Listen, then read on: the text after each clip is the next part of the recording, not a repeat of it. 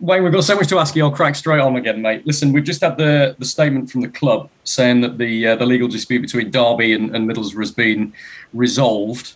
What do you make of it? Yeah, it's good news. Obviously, that's been the main stumbling block in this club moving forward. So for that to be resolved, it's good news for us, and hopefully now the preferred bidders who have been in contact with the club can come in and move forward as quick as possible, because that's what we need. Were you very clear that that legal claim by Middlesbrough was a key barrier to anybody buying the club? Yeah, well, that was my understanding, obviously, what I was informed from the administrators. So, and I think obviously it was that was delaying everything and almost putting people off buying the club. So now that's resolved, hopefully we can move forward fairly quickly. The Wycombe legal claim, I think, is still outstanding. It hasn't been settled anyway, but it hasn't really been filed yet, and it's a much smaller amount, is what I've been told. Is that as you understand it? Yeah, again, as far as I'm aware, as you said, it hasn't been filed, and it is nowhere near what Middlesbrough were looking for. So I'm sure that one will get resolved as well. Try and put into context for us what this means for the club. There's been so much bad news in terms of off-the-field issues. This feels like a very bright ray of positive light, doesn't it? It does, and it's a step in the right direction. I think everyone knows, and I've been pushing about getting new owners in, and this is a big step for us to allow that to happen. So now the next step is obviously the administrators engaging with these preferred bidders and getting the right one in. It's Middlesbrough up next, of course, you know very well. Do you still think there'll be a good deal of bad feeling on both sides, whether that's the players or the supporters? Yeah, from myself and the players' point of view, our focus is solely on the game. So that's all our focus is on, and we know our fans have sold out. Our fans will be there getting right behind the team, supporting us, and we'll do everything we can to try and get the win. In terms of everyone else around the club, I'm sure obviously it's not going to be best friends, but it's at least it's a step in the right direction today. If you see Steve Gibson there, will you shake his hand? Yeah, of course. I think as two men, I'd shake his hand. To agree with what's been going on? No, but I think I'd show him the respect of shaking his hand, and it's not really. I don't know him personally, so that's not an issue to me. The issue was we get this sorted and do everything we can at end to make sure we can move forward.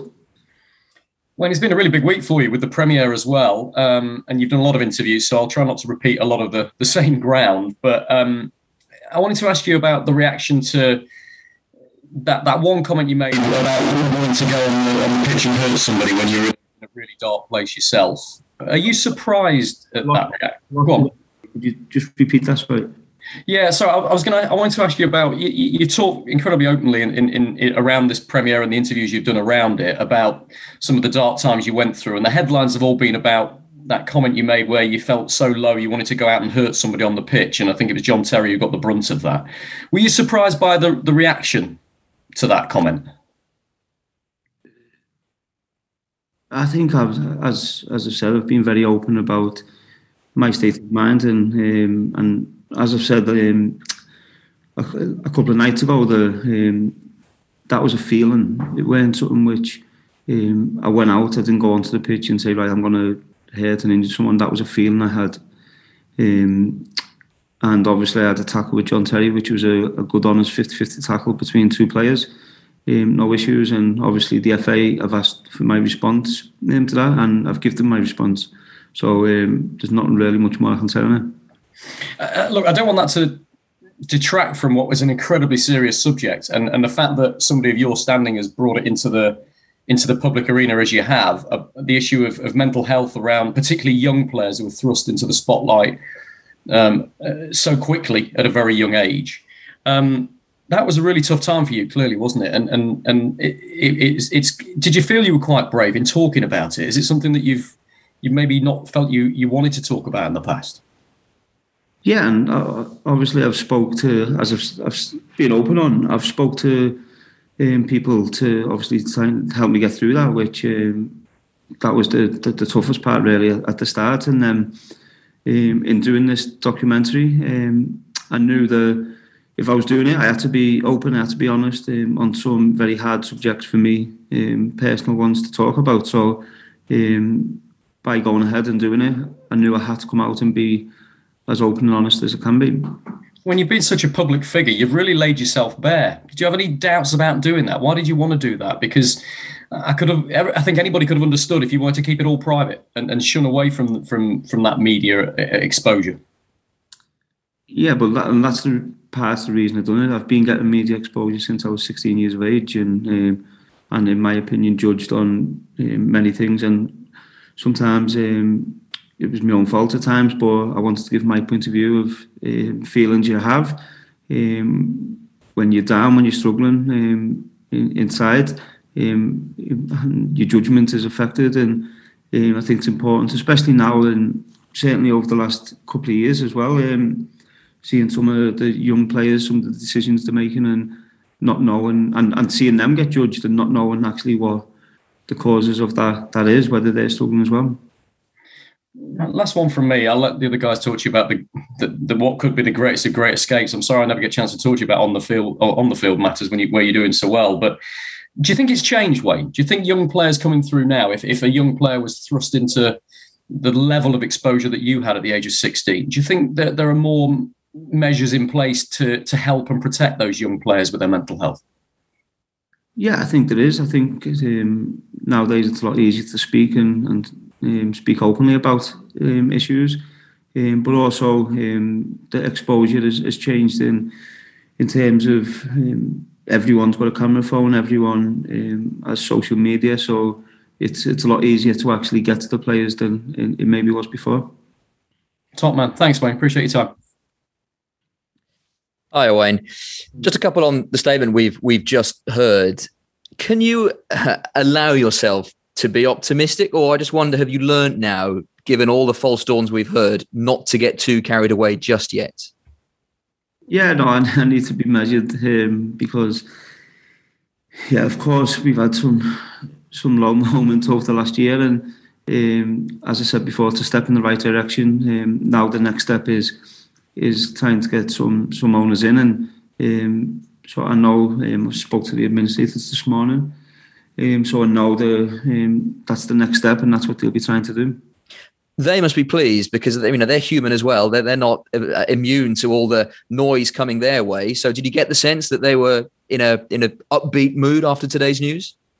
Yeah, and I think the Middlesbrough situation and Wycombe situation has been hard for them because it's almost like the working with the hands tied behind the back, trying to get new owners in, because that was always the stumbling block with every owner who's been in. So yeah, it's a positive. We can all take some positives from it, and hopefully we can start to move forward. Whilst it is a positive, it seems that in the click of a finger we've found a resolution. There must be a frustration that this resolution wasn't found 5 months ago when the claim was still very much there. Yeah, so we knew that it had to get sorted one way or another, and thankfully today it has. So yeah, there's always frustration when we're put in this position and we're trying everything to get through it. But listen, we have to start to look forward now and start taking these positives and try and use them to help us. Yeah, the fans have been lifted clearly. Do you think the players will be as well? Does that translate onto what you can tell the players going into tomorrow? No, nothing changes from my point of view in terms of the game and preparing, because this is off the field matter, which is obviously it's a positive one to help us move forward. And then now I'm sure there's discussions with administrators, with the EFL, with the preferred bidders coming in, and we have to sit down next week and go through actually what it means for me in terms of preparations to try and move the club forward. Tomorrow, how do you expect the game to? Will it change? The dynamic now is different, isn't it? Because there was lots of talk about the nerves from both clubs about fan behaviour and all the rest of it. Do you expect it now to be slightly calmer because of today's news? I'm not sure, to be honest. I haven't focused on that, to be honest. And myself, my staff, the players, our focus is purely on the game. And I weren't nervous. I know our fans will go there. They've sold the allocation of tickets out. They'll go there and get right behind the team and give us the support, the same support they give us all season. So we need them. We need them in full voice tomorrow because we know it'll be a very difficult game.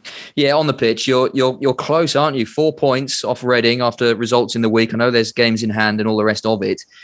But I just wonder from your point of view and your players' point of view whether the mindset is changing at all, because you've been doing the chasing, but now you're very close to parity. Does that change the way you're viewing the situation? No, nothing changes. We're obviously still very difficult task for us to do. As I've said all season, when we win, not get carried away, and when we lose, don't panic. There's a lot of games left, and whatever happens tomorrow, win, lose or draw, is not really going to affect the outcome of what we do this season. We know there's a lot of games for us to achieve what we want to achieve, and we're confident we can do that. And the big game tomorrow, get a positive result, that of course will help us. Yeah, because the noise will change, won't it? The noise will only get greater the closer you get to parity. I just wonder the pressure of that, how you deal with it. And because obviously this time last year, you were in a similar situation fighting against relegation. I just wonder when the noise gets louder and louder, how you deal with that pressure as a group. Yeah, I think this season we're a much more settled, if you like, which seems strange to say, but we're a settled group. We've been through so much together to put ourselves in the position we're in.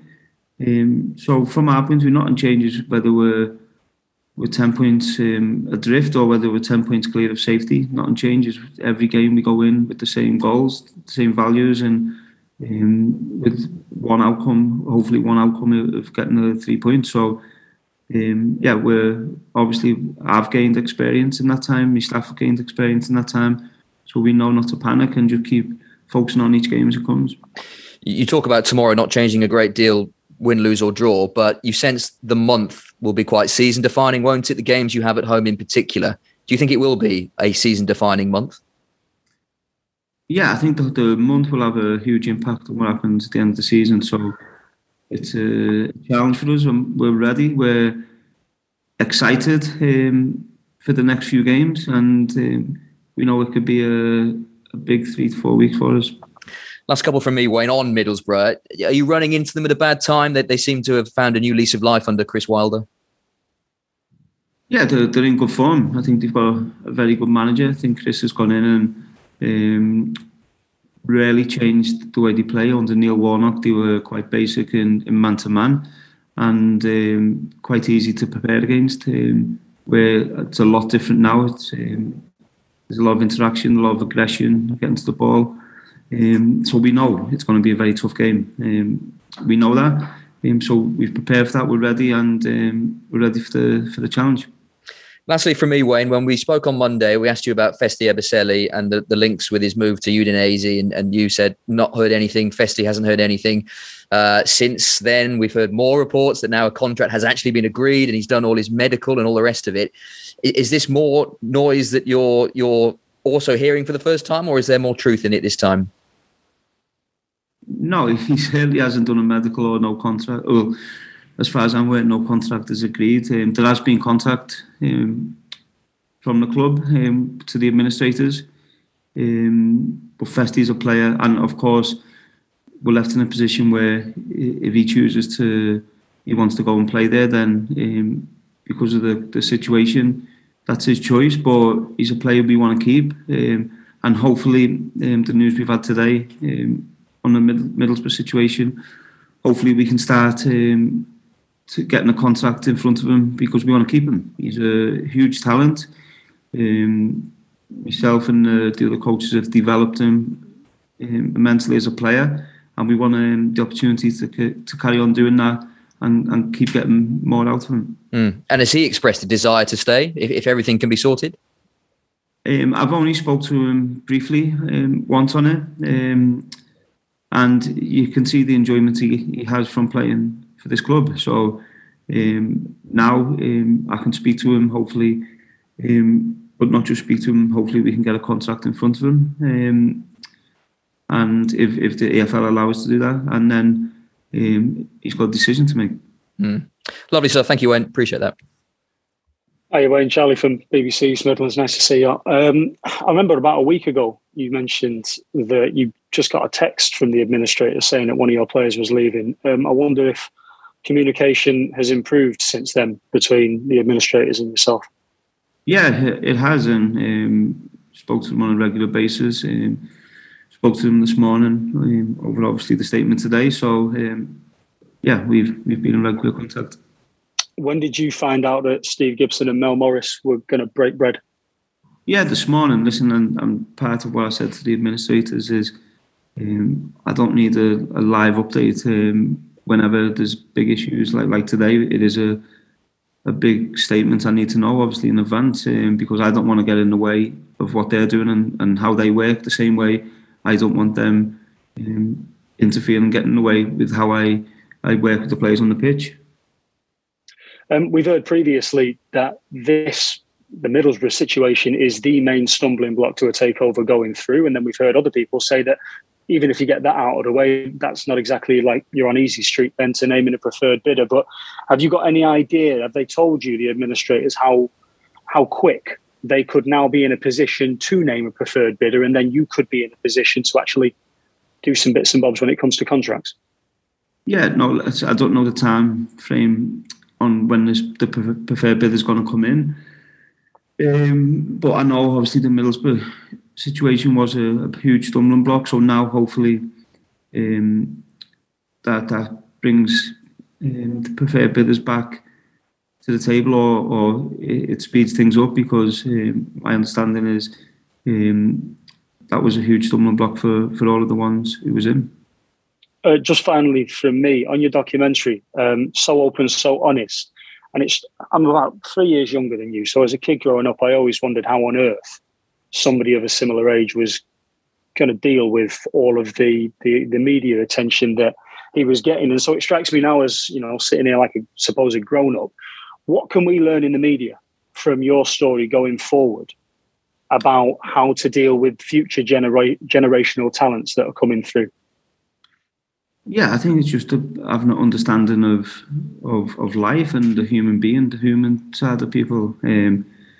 Of course, there's a lot of pressure. I've said this many times, not just on football players, but in whatever walk of life you're in. There's pressure for you to achieve your goals, and whether that's to survive, whether that's to pay your mortgage, to support your family, whatever that is, and just having an understanding that these people have got family, got children, parents, brothers, sisters. The impact that can have on a young person could be, in some cases, could lead to people taking their own lives. So I think that there has to be an understanding towards that. Was it one of the real motivating factors for you to put the documentary out, so that you could almost be a roadmap for others? Yeah, I think there was a few different elements to it, and obviously for young players, obviously to see it, and obviously they know they can get my phone number if anyone is dealing with any issues, and I could try and help in that way. But also, from my point of view, I've been through a lot over the last 20 years on and off the pitch, and now really I want to focus on my job in management, and put certainly all the bad moments I had, try and put that behind me, and just look forward with a positive outlook on life. Thanks, Charlie. Pablo Taylor, ITV. Hi, Wayne. Just a couple from me. I know you just said that you weren't after any live updates with regards to this financial dispute between yourselves and Middlesbrough, but now that it looks like it has been sorted? Is it a weight off your mind? Are you able to relax a little bit more, preparing for games, preparing for the rest of the season? No, not so much relax, because obviously the job is a lot of pressure on the job, and a lot of pressure for us to try and get 3 points. So, but no, as I said before, it's a step in the right direction, and hopefully I can start planning with a view to moving the club forward in the future, rather than having plans in place but realistically knowing that they're not going to be of any use. And aside from today's news, Derby's performances on the pitch must surely be having an impact on the way that interested parties, interested bidders see the club. Just wanted to know whether you feel some sense of responsibility, in kind of making sure that the club stays alive through its eventual sale, because of what you're doing on the pitch and what the players are doing on the pitch. That must be having an impact, surely. No, I think people from the outside will be looking in, and they'll see the togetherness, the pride, the relationship between myself, players, staff and fans, and know that there's a very good football club there for them to come and invest in. What we do on the pitch, obviously, that could help that, of course, because the lads are giving everything, they're showing the desire to fight for the club. But I think Derby, with its history, with the size of the club, would always have interest from many potential owners. Thanks, Wayne. Yeah.